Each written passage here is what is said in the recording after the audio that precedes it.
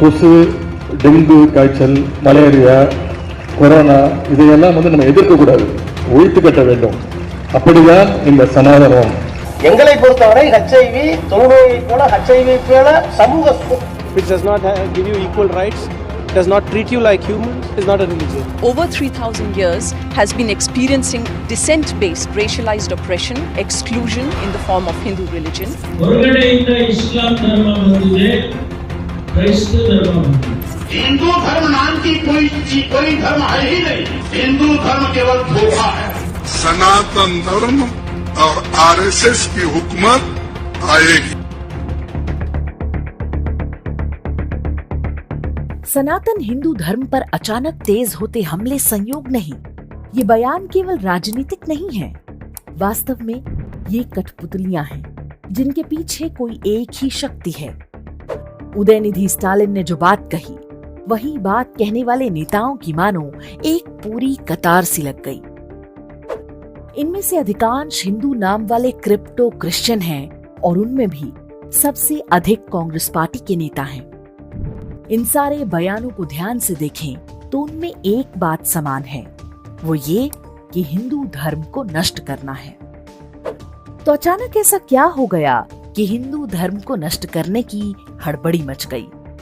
ये काम तो कई वर्षों से चल ही रहा था. वे कुछ हद तक सफल भी हुए हैं, लेकिन अचानक वे इतने आक्रामक क्यों हो उठे हैं? इसका उत्तर है चर्च की बौखलाहट.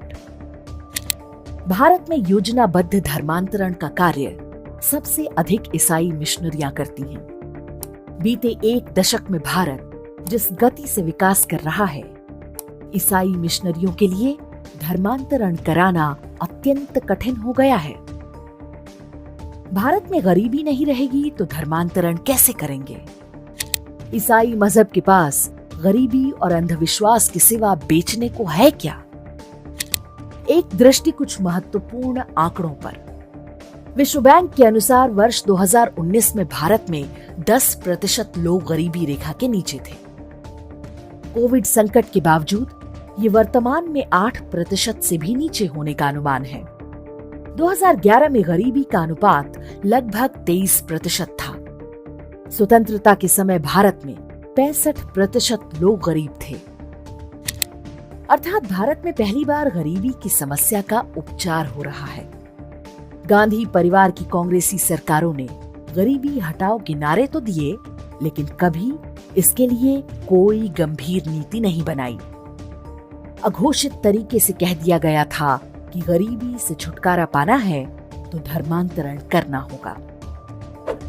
सनातन धर्म को नष्ट करने की कांग्रेसी नीति बड़े आराम से चल रही थी, लेकिन तभी सेकुलरिज्म का नशा करके सोए हिंदू अचानक जाग उठे. इसका परिणाम केंद्र की सत्ता में नरेंद्र मोदी के उदय के रूप में सामने आया. मोदी के आगमन ने हिंदू पुनर्जागरण की इस प्रक्रिया को और भी तेज कर दिया. आज भारत में हिंदुत्व की दिशा में वे कार्य भी हो रहे हैं जिनके 10 वर्ष पहले तक कल्पना नहीं की जा सकती थी. अयोध्या में राम जन्मभूमि मंदिर बन रहा है. काशी और मथुरा की वापसी की लड़ाई तेज हुई है. सदियों की दुर्गति के बाद ढेरों तीर्थ स्थानों का उद्धार हुआ है. वर्ष 2019 के प्रयाग महाकुंभ में जैसी व्यवस्था की गई, वो हिंदुओं के लिए नई बात थी. पहली बार हिंदुओं को लगा कि हम जानवर नहीं हैं. जिन गोवा और उत्तर पूर्व जैसे क्षेत्रों को चर्च के भरोसे छोड़ दिया गया था, वहां सनातन धर्म का प्रकाश फैल रहा है. कश्मीर में धारा 370 जा चुकी है. समान नागरिक कानून का सपना सच हो रहा है. सड़कों का जाल फैल रहा है. बिजली की उपलब्धता में भारी सुधार हुआ है. उन क्षेत्रों में भी सरकारी अस्पताल खुल रहे हैं जहां केवल मिशनरी अस्पताल होते थे. हो सकता है कि हमारी बहुत सारी शिकायतें भी हों, बहुत सारे काम नहीं हुए होंगे. विकास और विश्वास जैसी बातें सुनकर हम सबको चिढ़ होती है, लेकिन हमें समझना होगा कि वो विकास ही है जिसके आगे धर्मांतरण माफिया के पसीने छूट रहे हैं. भूखा और लाचार व्यक्ति ही चावल की बोरी के लालच में अपना धर्म छोड़ने को विवश होता है. चावल सरकार देगी और 5 लाख रुपए तक मुफ्त उपचार भी कराएगी, तो अंधविश्वास के दम पर दुकान चला रहे फर्जी फादर कितने दिन माल बेच पाएंगे? यूरोप के जिन देशों से इनको पैसा मिलता था, वो तो स्वयं ही चावल के लिए भारत के आगे कटोरा फैलाए खड़े हैं। सनातन धर्म को जातिवादी कह रहे काले अंग्रेजों को बिलबिलाते देखिए और आनंद लीजिए।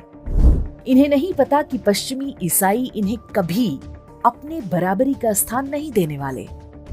सनातन धर्म ने तो कभी भेदभाव नहीं किया, लेकिन अपनी घृणा में डूबकर ये उस विदेशी मजहब की गोद में पहुंच चुके हैं जिनका इतिहास ही जातीय नरसंहारों और मनुष्यों को गुलाम बनाकर बेचने का रहा है।